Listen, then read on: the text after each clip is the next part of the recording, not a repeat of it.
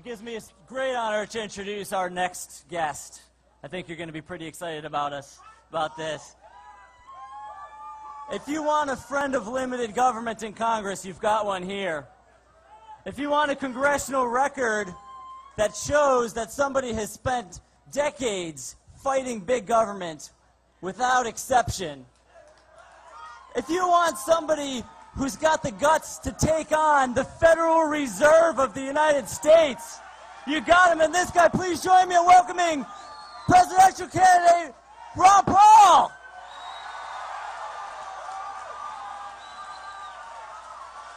Hey, thank you. And the Fed. Great. Along with the IRS. Let's repeal 1913. We'd all be better off.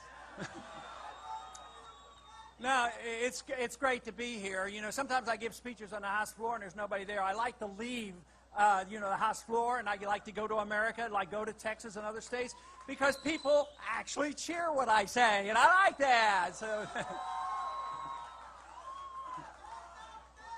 You know, I'm sure we've talked a lot, everybody here has talked a lot about taxes, and this is tax day. But you know, taxes in many ways are nothing more than a symptom. The taxes that we pay are a symptom of runaway government, and that is the problem. It is the fact that we have allowed our government to be so big and out of control.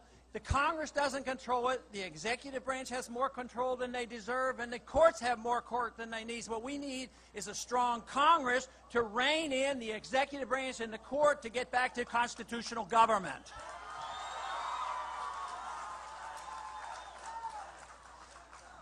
I have a belief about taxes, and I believe that taxes indeed are theft, stealing from the people. Now, I have a little, and you may have seen this on the internet, I have a bumper sticker on my desk that everybody comes to my office and sees. It says, "Don't steal, the government hates competition." But the government taxes in many ways. I think of spending as the culprit, because think of spending as being the tax, and then it's paid for in many different ways. They do taxes, and it's way too high, but they never tax enough to pay the bills. So what do? They endlessly borrow. And they borrow so much, and then interest rates go up, and that doesn't work. So then what do? They resort to the printing press, and the printing press, the Federal Reserve, is the culprit that finances big government. And that's exactly right. Eventually, if we're going to have a republic, we're going to have sound money. The Constitution is very clear. Only gold and silver can be legal tender, not paper money. Now, why is it that even the Federal Reserve is involved in taxation? Well, they print money, they devalue your currency. Anytime you complain about a high price, you're paying a tax. So it is a tax. And the big sin, of course, is the big spending. Politicians, up until just recently, they were always rewarded by spending money and telling their constituents back home, "I'm going to get you whatever you want." Well, those days are over, and you've helped to end those days. Now, the Federal Reserve serves two special interests in Congress. There's two types of spending that we have to be concerned about. One is the liberal spending. We know all about that. They like to take over your lives because they consider you too stupid to take care of your lives yourself. So they have to take care of you from cradle to grave. So they justify that. But then we do have some conservatives, at least they call themselves conservatives. A lot of times they're nothing more than neoconservatives. And they believe that we have to endlessly spend overseas, and it's time we quit this. We quit the foreign aid. We quit being the policemen of the world.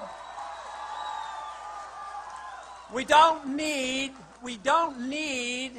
to occupy over 700 bases overseas, 135 countries, because that's how republics are destroyed. That is how empires end, for economic reasons, by stretching themselves too far overseas. So, if we want to get back to a normal budget and balance our budget, I think one of the best ways to start is, why don't we just quit spending all the money overseas? Why don't we spend the money here at home? Now, what could we do to save some money? I think it's time we should ask the question, how long do we have to stay in Korea? We've been there 60 years. I would say it's time to come home from Korea. And we've been in Europe, we've been in Japan, and we're looking for a new fight every single day. So it's really time that we have a foreign policy that was demonstrated and preached to us by our founders. That is, get along with people, be friends with people, trade with people, but mind our own business. Stay out of the internal affairs of other nations and have a strong national defense. That's what we need. And we don't need to endorse this system where the president decides when to go to war. War under the Constitution should only be taken upon ourselves when the war is declared by the Congress, not the president.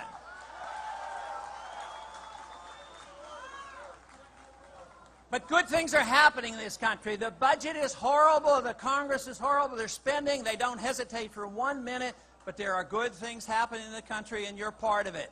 People have finally awakened. They have finally found out that if they speak out, maybe they will have some influence.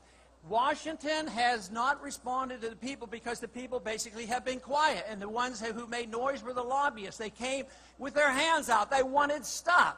Well, it's all ending because even those who are supposed to be receiving the stuff at your expense, they're realizing it's not going to last much longer.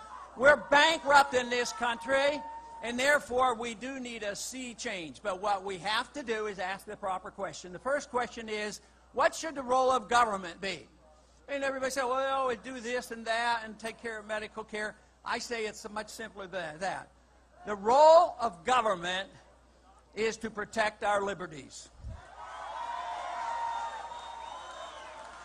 And if we protect our liberties, then the free people can take care of themselves. Get rid of all these taxes and all these regulations and all these government controls and needless wars.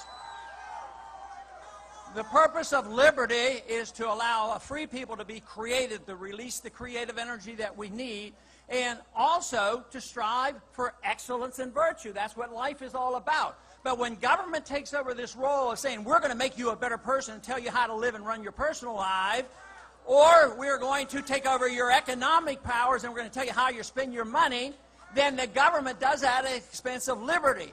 And, of course, what suffers is the prosperity of this country. And this country is indeed bankrupt. The standard of living for middle-class America has been going down for 10 years, and it's not going to go up soon until we realize that we have to get control of our budget, control of our government, and give us sound money. And in the meantime, we will end the Fed. Hey!